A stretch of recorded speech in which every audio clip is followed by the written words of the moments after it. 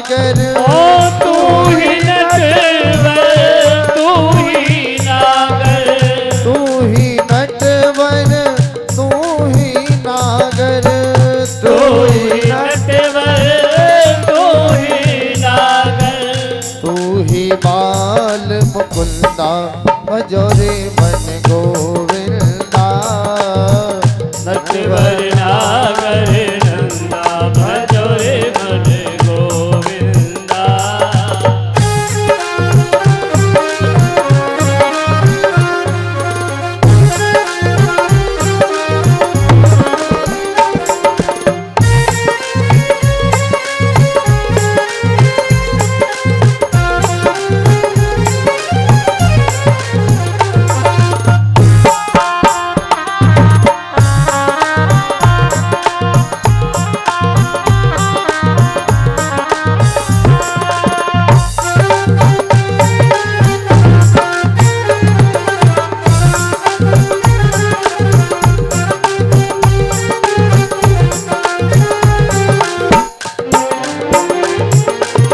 सब सखियन में राधा बड़ी है। सब सखियन में राधा बड़ी है, राधा बड़ी है मेरी श्यामा जो बड़ी है। ओ राधा बड़ी है मेरी श्यामा बड़ी है। सब सखियन में राधा जी बड़ी है। सब सखियन में राधा बड़ी है। जो नदियन बिच गंगा, जो नदियन बिच गंगा बजोरे मन गोविंदा। नटवर नागर नंदा भजो रे मन गोविंदा। नटवर नागर नंदा बजोरे मन गोविंदा। नटवर नागर नंदा भजो रे मन गोविंदा।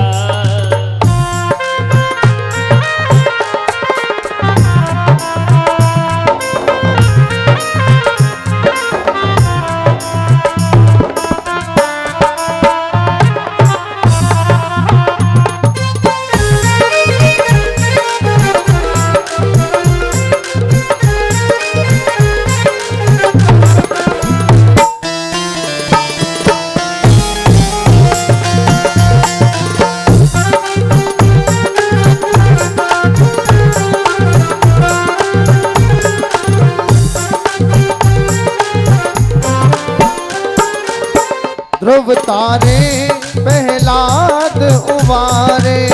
ध्रुव तारे पहलाद उबारे, ध्रुव तारे पहलाद उबारे। ओ ध्रुव तारे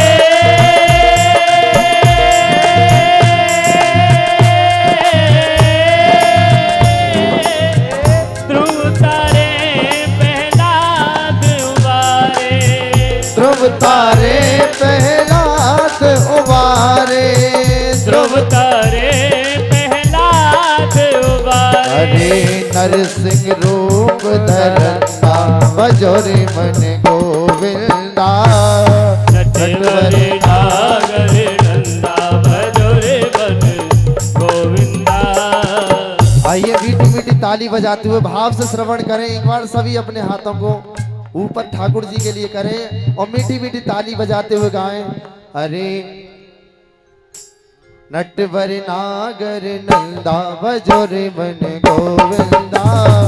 नटवर नागर नंदा भजोरे मन गोविंदा। नटवर नागर नंदा भजोरे मन गोविंदा। नटवर नागर नंदा भजो रे मन गोविंदा। गोविंदा भज गोपाला। गोविंदा भज गोपाला, गोविंदा भज गोपाला। गोविंदा भज गोपाला। नटवर नागर नंदा भजोरे मन गोविंदा। नटवर नागर नंदा भजोरे मन गोविंदा। भजोरे मन गोविंदा। अरे नटवर नागर नंदा भजोरे मन गोविंदा। बोली बांके बिहारी लाल की जय हो। राधा रानी सरकार की जय हो। जय जय श्री राधे श्याम। अकाले करुणा वरुणालय वक्ष वांछित कल्प तरु श्री विदिंदित पीतांबर धारी बाल कृष्ण लाल की वांगमयी प्रतिमूर्ति श्रीमद् भागवत महापुराण। ऐसा कहते हैं कि जब मनुष्य के जन्म जन्मांतर के पुण्य उदय होते हैं,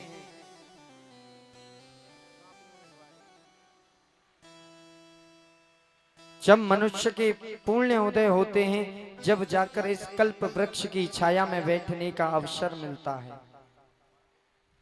एक जन्म नहीं, दो जन्म नहीं, जन्म जन्मांतर के पुण्य उदय होते हैं। पता नहीं इस 84 लाख योनियों में से कौन सा ऐसा कर्म बन जाता है जब जाकर मनुष्य योनि मिलती है और उसके बाद में फिर भी मनुष्य ये भगवान का भजन नहीं करता।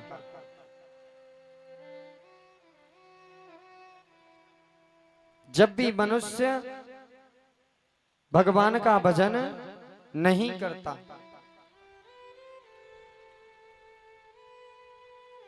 इधर राजा परीक्षित प्रश्न कर देते हैं, गुरुदेव ये बताइए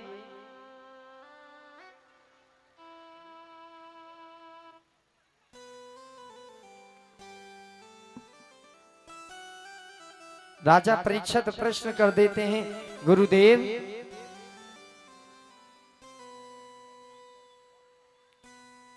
ये बताइए, हमने सुना है भगवान के 16,108 विवाह हुए थे, लेकिन आपने तो अभी एक ही विवाह कराया है। सुखदेव जी महाराज कहने लगे, राजा परीक्षित कथा को चलते चलते 6 दिन हो गए, 7वां दिन लगने के लिए जा रहा है, आप कुछ अन्न जल ग्रास कर लो।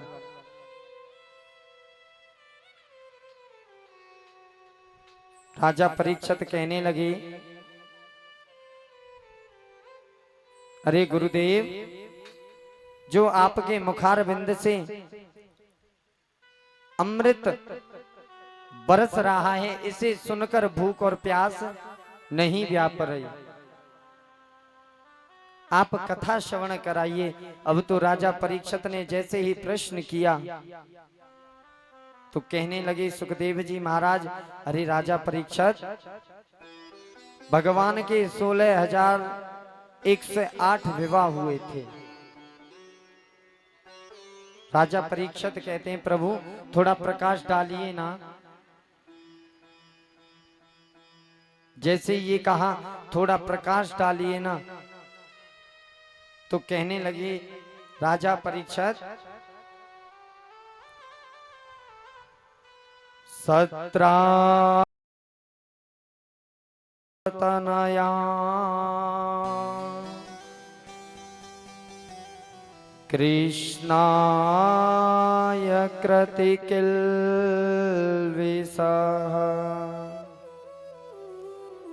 इसमन्त के नमणीना स्वयमुध्यंसदन्तमा। आदरणीय श्री सुखदेव जी महाराज कहते हैं, राजा परीक्षित, एक राजा है, राजा जिनका नाम आता है सत्राजित, और सत्राजित के पास में एक ऐसी मणि है जिसका नाम आता है सामंतक मणि। और जो सामंतक मणि है ना, वो 8 भार सोना रोज देती है। एक भार का हो गया 20 तोले। 8 बार का कितना बनेगा महाराज? तो सत्राजित उस मणि को पहनकर द्वारकाधीश से मिलने के लिए गए। और जब द्वारकाधीश से मिलने के लिए गए, मिलकर वापस आ रहे थे तो वहां कुछ खेल रहे थे यदुवंशी बच्चे। जैसे यदुवंशी बच्चे खेल रहे थे तो उस मणि को गले में पड़े हुए देखा सत्राजित के। तो यदुवंशी बच्चों ने कह दिया, अरे सत्राजित, तुम इस मणि का क्या करोगे? इस मणि को आप हमारे द्वारकाधीश को दे दो। जैसे ये कहा द्वारकाधीश को दे दो, तो सत्राजित ने मना कर दिया। जब सत्राजित ने मणि को देने के लिए इनकार कर दिया, अब तो सत्राजित अपने महल में आए और आने के बाद में उन्होंने उस मणि को उतार कर रख दिया। सत्राजित का एक भाई है जिसका नाम आता है प्रसेन। अब उस मणि को पहनकर प्रसेन चला गया शिकार खेलने के लिए। जब प्रसेन शिकार खेलने के लिए चला गया तो प्रसेन शिकार करने लगा। तो शिकार किसका करने लगा? शेर का। लेकिन प्रसेन को शेर ने मार दिया और शेर उस मणि को ले गया। अब तो ये बात सत्राजित ने कह दी किससे? पूरे महल में, पूरे राज्य में फैला दिया, अरे द्वारकाधीश ने मेरी मणि की खातिर मेरे भाई को मार दिया। ये बात पहुंची किसके पास में? द्वारकाधीश के पास में। जब द्वारकाधीश के पास में ये बात पहुंची तो द्वारकाधीश बड़े परेशान होने लगे। कहने लगे, बताओ रे बताओ, मैंने तो मणि का कुछ भी नहीं किया और फिर भी मेरा झूठा आरोप लग रहा है मेरे ऊपर। अब तो कन्हैया उस झूठे आरोप को छुड़ाने की खातिर वह सत्राजित के भाई प्रसेन को देखने के लिए वो जंगल में चले गए। जब वो जंगल में चले गए तो क्या देखा कि सत्राजित मरा पड़ा है। जैसे ही सत्राजित मरा पड़ा है, अब तो सोचने लगे, अरे ये जो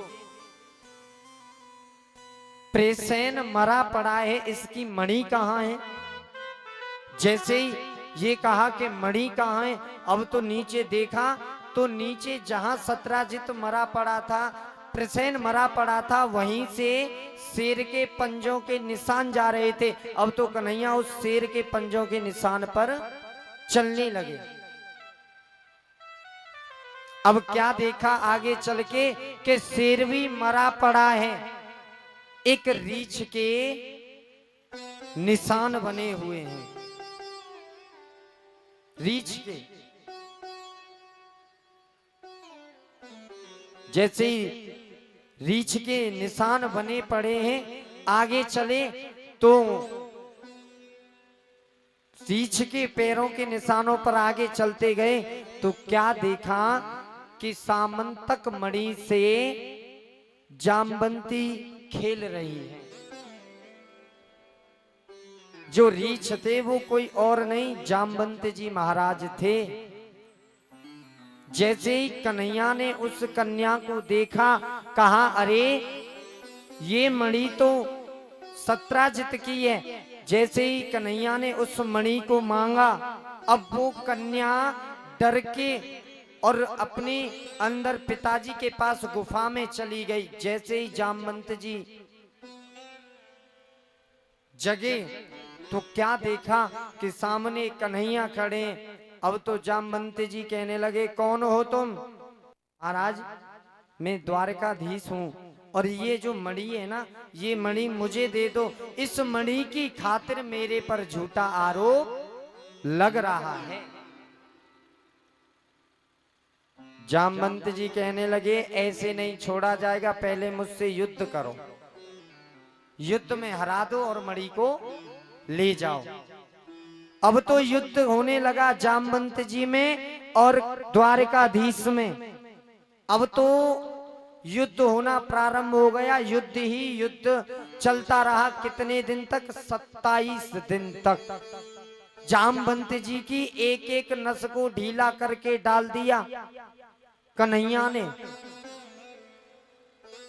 अब तो जामवंत जी थक गए, कहने लगे, महाराज मैं समझ गया आप कौन हो। आप वो ही हो राम। त्रेता युग में मैंने आपसे कुछ मांगा था। ये जो थे जामवंत जी, जब श्री राम रावण को हरा के और राज्य तिलक करके विभीषण के लिए जब लौट रहे थे अयोध्या के लिए, तो सभी से कहा राम ने, भैया कुछ मांग लो, आपने हमें बहुत कुछ दिया है, आप हमसे कुछ मांग लो। अब तो सभी ने सब कुछ मांगा, लेकिन जामवंत जी कहने लगे, महाराज हमें कुछ नहीं चाहिए, लेकिन हमारे मन की मन में रह गई। कहने लगे, मर्यादा पुरुषोत्तम श्री राम कैसे महाराज? महाराज हमारी टक्कर का कोई योद्धा मिला नहीं इस पूरे युद्ध में। अच्छा हाँ। राम जी कहने लगे, ऐसी बात है? हाँ महाराज, हम सोच रहे हैं कि क्यों ना आप और हम दो दो हाथ कर लें। जामवंत जी कह रहे हैं, किससे? राम जी से, कि दो दो हाथ हम और आप ही कर लें। तो राम जी कहते हैं, जामवंत जी अब तो मैं मर्यादा पुरुषोत्तम श्री राम हूँ, मर्यादा में हूँ, और जब मैं द्वापर में कृष्ण बनकर आऊंगा तो मैं जब आपसे युद्ध करूंगा और आपकी इस अभिलाषा को अवश्य पूरा करूंगा। और ये बन के आए कौन? जामवंत रीछ के रूप में। और भगवान कौन बन के आए? द्वारकाधीश। जैसे ही हार गए जामवंत जी, अब तो क्या किया? उस मणि को लिया, सामंतक मणि को, और अपनी पुत्री जामवंती को लिया। अब तो जामवंती का हाथ कन्हैया के हाथ में दे दिया और कहा, महाराज दहेज में ये मणि ले जाओ। अब तो कन्हैया के विवाह कितने हो गए? 2। पहला किसके साथ में हुआ? रुक्मिणी के साथ में। दूसरा विवाह किसके साथ में हुआ? जामवंती के साथ में। अब तो महाराज लाकर सत्राजित को वो मणि दे दी। जैसे ही सत्राजित को मणि दी तो अब तो सत्राजित कहने लगा, महाराज मेरा भाई तो रहा नहीं है, मैं क्या करूंगा? मेरी एक पुत्री है जिसका नाम आता है सत्यभामा। अब तो क्या किया सत्राजित ने? अपनी पुत्री सत्यभामा का हाथ लिया, कन्हैया के हाथ में दे दिया और दहेज में उस मणि को भी दे दिया। अब कन्हैया के विवाह कितने हुए? 3। ये भगवान को झूठा आरोप क्यों लगा? क्योंकि भगवान ने चौथ का चंद्रमा देख लिया, और जिसने भी चौथ का चंद्रमा देख लेता है निश्चित उस पर झूठा आरोप लगता है। भगवान कहने लगे, ठीक है भैया, कोई बात नहीं है, जैसी तुम्हारी इच्छा। एक बार की बात है, भगवान इंद्रप्रस्थ आए। कहाँ आए? इंद्रप्रस्थ। इंद्रप्रस्थ किसे कहते हैं?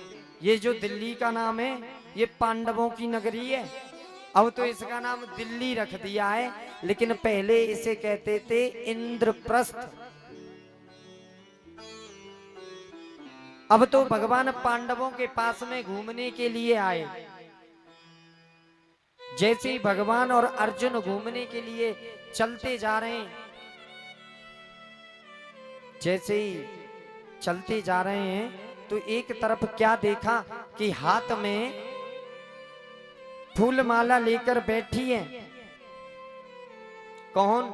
सूर्य की पुत्री कालेंद्री। जैसे ही भगवान पहुंचे आगे, और जैसे ही आगे पहुंचकर कहने लगे भगवान, अरे देवी कौन हो? महाराज मैं सूर्य की पुत्री कालेंद्री हूं, मैंने द्वारकाधीश को अपना पति माना है, मैं उनका इंतजार कर रही हूं। भगवान कहने लगे चिंता मत करो, हम ही हैं वो द्वारकाधीश, जल्दी से गले में वरमाला डालो। अब तो लिया, वरमाला ली और कालेंद्री ने भगवान के गले में डाल दी। अब भगवान के विवाह कितने हो गए? 4। चौथा विवाह किसके साथ में हुआ है? किसके साथ में? सूर्य की पुत्री कालेंद्री के साथ में।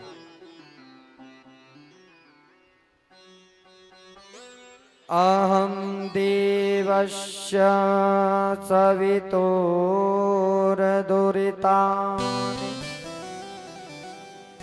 पतिम्रयक्षन्ति ताः विष्णु वयं न गर्जिते तया परे स्थिता।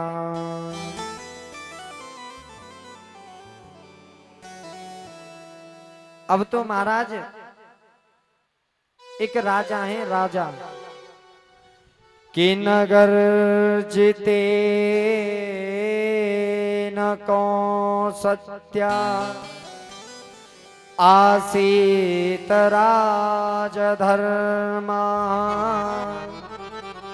तस्य सत्यव्रतम कन्या देवी नगर जितेन। सुखदेव जी कहते हैं राजा परीक्षित, एक राजा है, राजा कौशलपुर नरेश।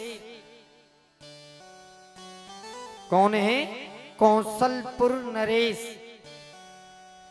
जिनका नाम पड़ता है, जो नगरजित राजा हैं, इनका नाम है सत्याजित राजा। इनके पास में एक पुत्री है, लेकिन सत्याजित नाम के राजा ने क्या घोषणा कर दी, इसके पास में 7 साण हैं, 7। और राजा का कहना ये है कि जो भी इन 7 साणों को, इन 7 बैलों को एक ही बार में नाथ देगा, मैं अपनी पुत्री सत्या का विवाह उसके साथ में कर दूंगा। लेकिन सभी फेल हो गए, नहीं कर पाए। अब तो कन्हैया को मालूम हुआ, कन्हैया पहुंचे और कन्हैया ने उन 7 बैलों को एक ही बार में नाथ दिया। अब तो सत्याजित राजा ने सत्या का विवाह, अपनी पुत्री सत्या का विवाह भगवान के साथ में कर दिया।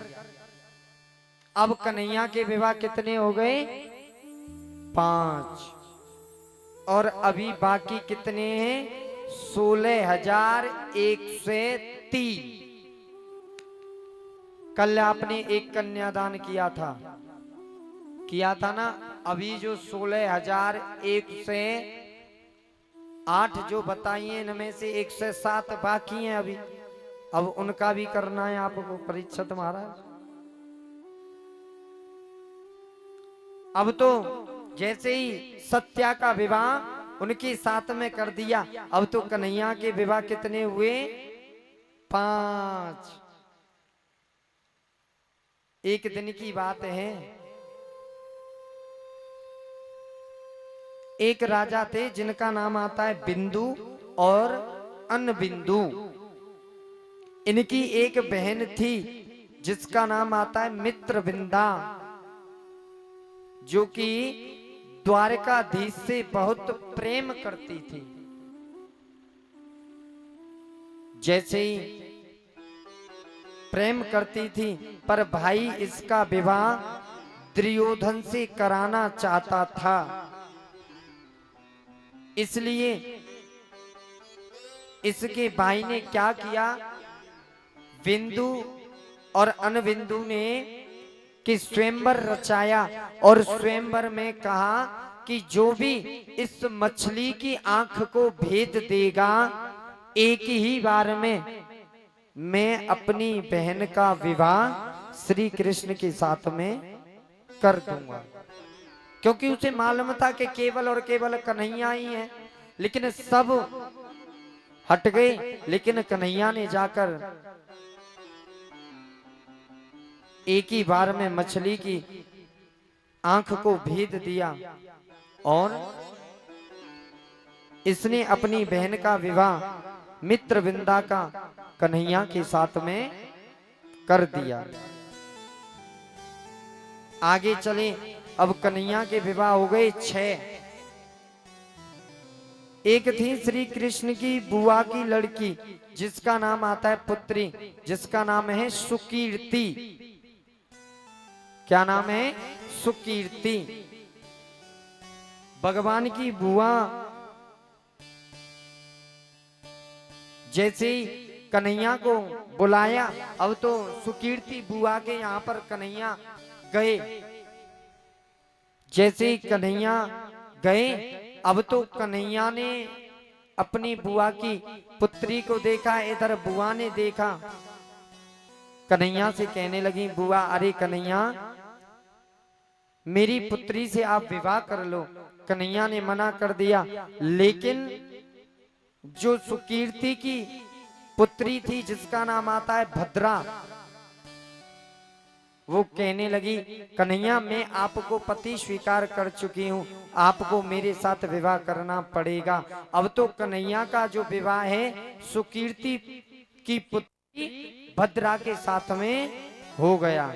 अब कन्हैया के विवाह कितने हुए महाराज? कितने हुए? कोई नहीं सुनना है, सब ऐसे अपने अपने कार्य में 7 हो गए। सही है। परीक्षित महाराज तुम तो सुन रहे हो, मुझे तो पता है। हाँ, और अभी विवाह कितने कराने? 16,101। एक बार भगवान बाण से मछली भेद रहे थे, प्रतिबिंब बनाकर। अब वहीं आ गई कौन? लक्ष्मणा। जैसे ही लक्ष्मणा ने कन्हैया को देखा, द्वारकाधीश को देखा, और द्वारकाधीश ने लक्ष्मणा को देखा, अब तो लक्ष्मणा ने क्या किया? वरमाला ली और कन्हैया से कहने लगी, हम आपको पति के रूप में स्वीकार करते हैं। और लक्ष्मणा ने भी कन्हैया के गले में वरमाला को डाल दिया।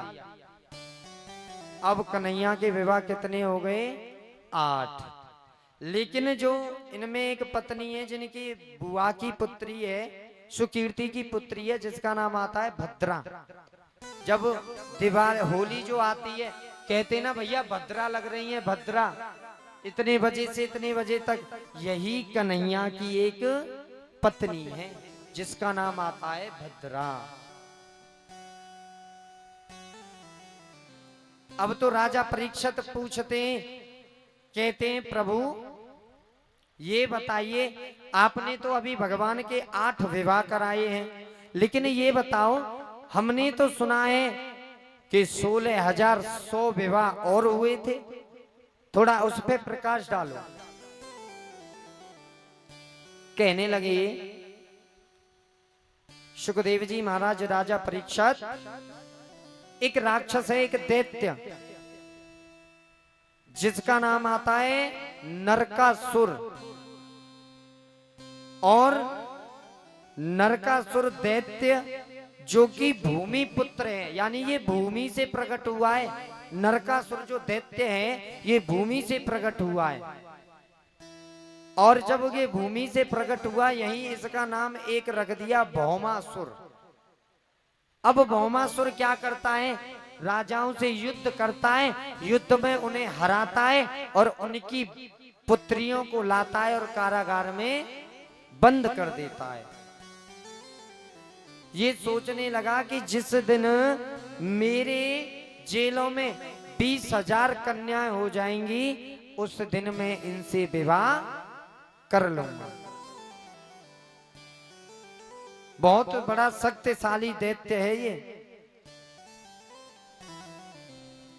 अब तो एक दिन की बात है, सभी जो कन्या बंदी हैं, जो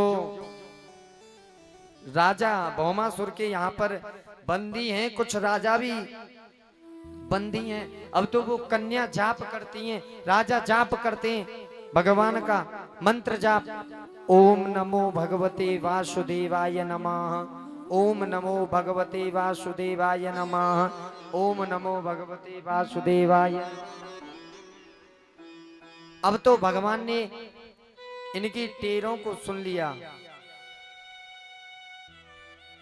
जब टेर को सुन लिया तो भगवान जा रहे थे निकलकर, उनके साथ में थी सत्यभामा। जैसे ही इस अरदास को सुना, भगवान ने अपनी भक्त की आस को सुना, अब तो जाकर भौमासुर के दरवाजे पर जाकर कन्हैया ने शंख बजा दिया, युद्ध की चेतावनी दे दी। अब तो भौमासुर कहने लगा, अरे ऐसा कौन सा इस पृथ्वी पर आ गया जो कि मेरे को ललकार रहा है मुझे युद्ध के लिए।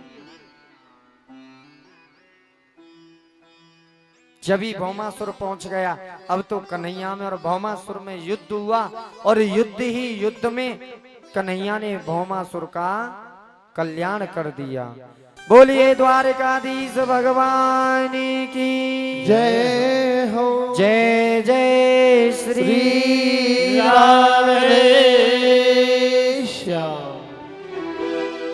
आइए, हमारे ठाकुर जी के 16,108 विवाह अभी संपन्न हुए हैं। आइए भाव से नृत्य करते हुए, झूमते हुए, माँ के बिहारी लाल की जय हो।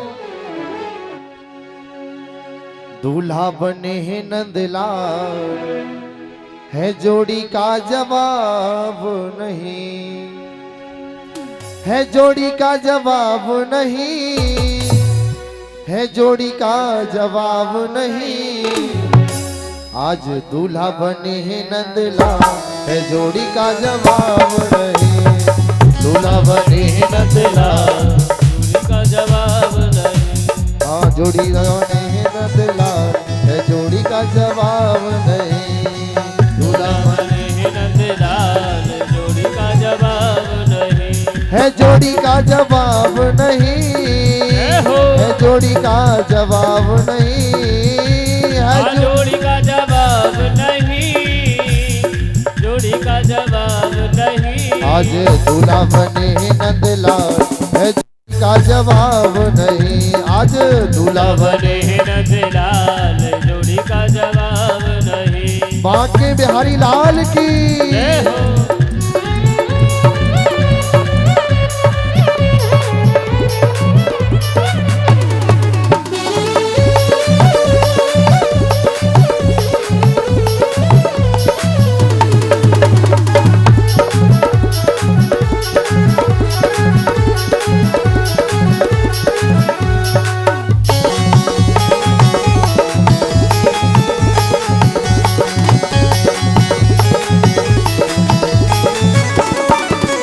अरे रुकमण मेरी गोरी गोरी, रुकमण मेरी गोरी गोरी, रुकमण मेरी गोरी गोरी, रुकमण मेरी गोरी गोरी। और सावरे नंदलाल, है जोड़ी का जवाब नहीं। आज दूल्हा बने नंदलाल, जोड़ी का जवाब नहीं।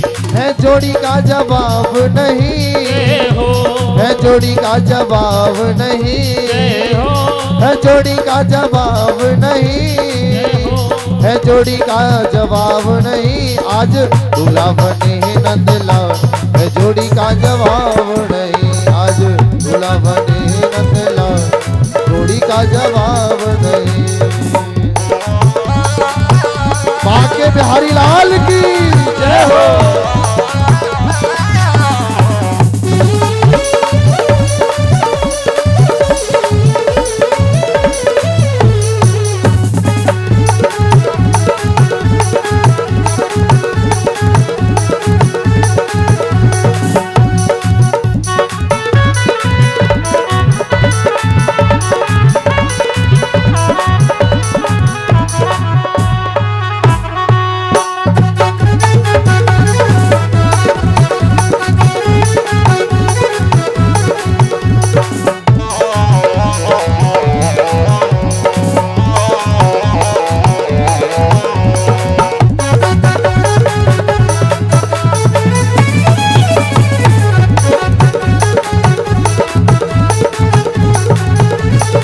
सत्यभामा मेरी सहेलों वाली, सत्यभामा मेरी महलों वाली, सत्यभामा मेरी महलों वाली, महलों वाली, ये तो महलों वाली, महलों वाली तो महलों वाली। और गाय चरावे नंदलाल, है जोड़ी का जवाब नहीं। आज दूल्हा बने नंदलाल, जोड़ी का जवाब नहीं, है जोड़ी का जवाब नहीं, जय हो है जोड़ी का जवाब नहीं, जय हो है जोड़ी का जवाब नहीं, जय हो है जोड़ी का जवाब नहीं। आज दूल्हा बने नंदलाल, है जोड़ी का जवाब नहीं। आज दूल्हा बने नंदलाल, जोड़ी का जवाब नहीं। बांके बिहारी लाल की जय हो।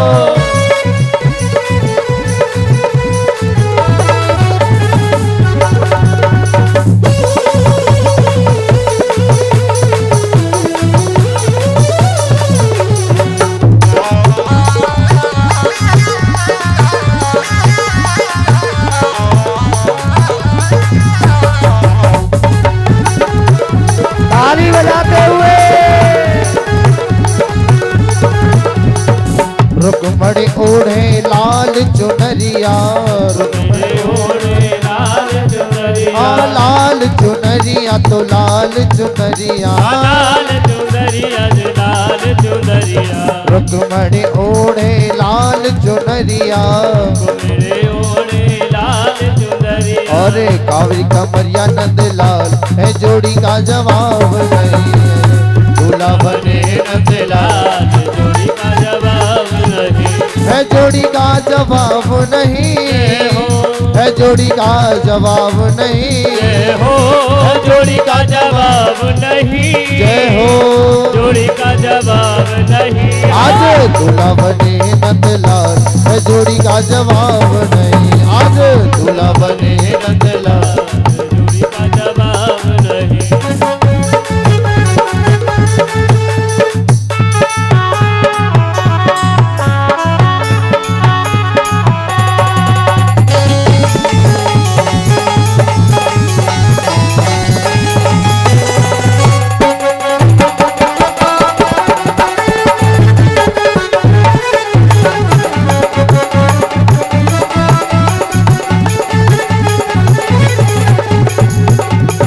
दूल्हा बने नंदलाल, है जोड़ी का जवाब नहीं। आज दूल्हा बने नंदलाल, जोड़ी का जवाब नहीं, है जोड़ी का जवाब नहीं, है जोड़ी का जवाब नहीं। आज दूल्हा बने नंदलाल, है जोड़ी का जवाब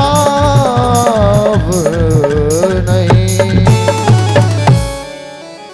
बांके बिहारी लाल की जय हो, राधा रानी सरकार की जय हो, जय जय श्री राधे। श्याम।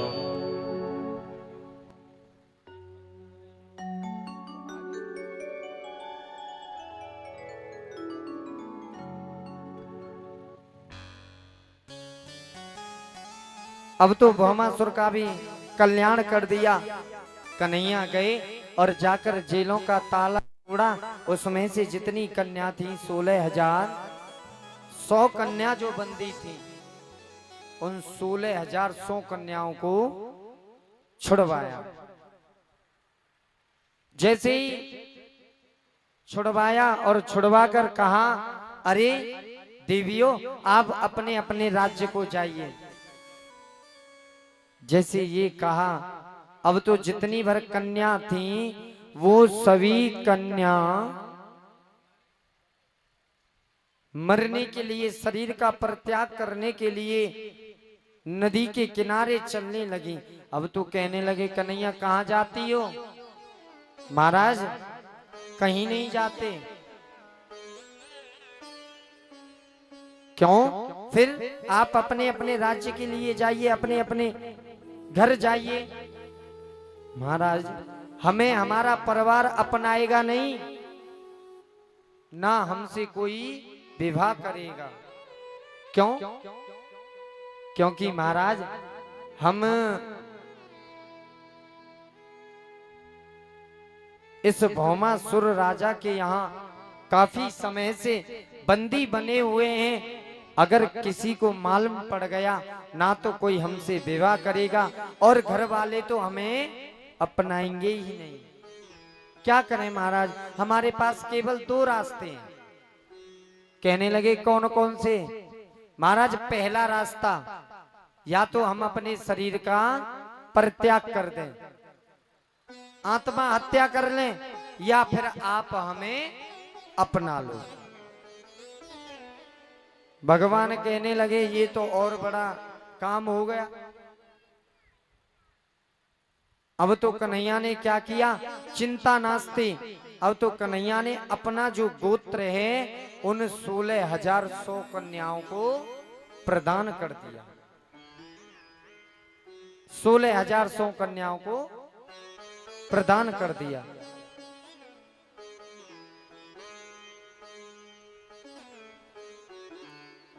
अब तो महाराज कन्हैया लेकर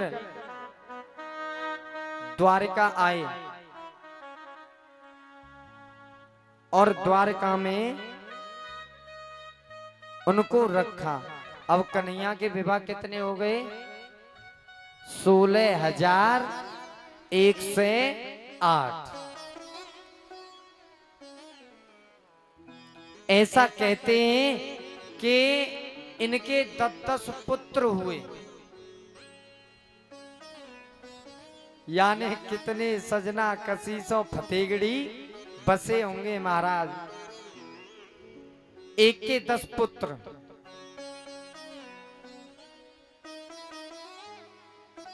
एक दिन की बात है,